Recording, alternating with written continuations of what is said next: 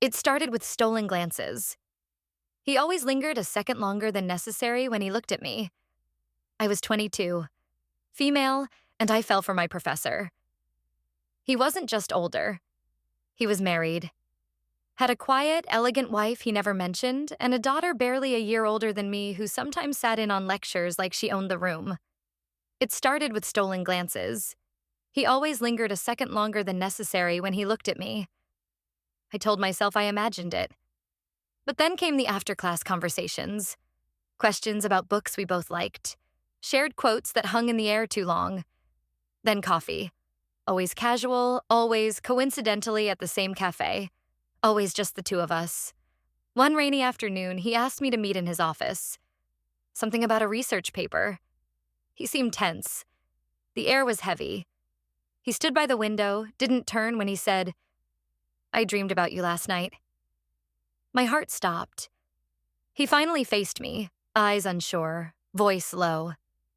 Then he crossed the room and kissed me like he'd been holding back for years. I didn't stop him. I didn't think. It wasn't just lust. It was something electric, forbidden and wildly out of control. We never talked about the consequences.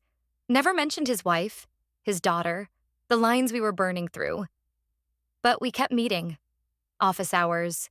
Weekends at hotels out of town. I'd tell my friends I was studying.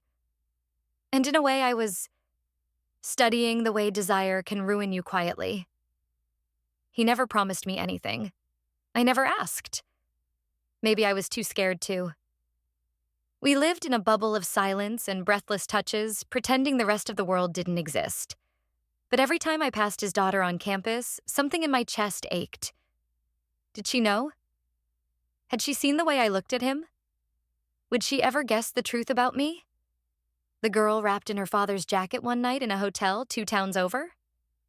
This wasn't love. This wasn't hate. It was something darker, messy, real. And no matter how many times I tell myself it's over, I know if he called me tonight, I'd still go.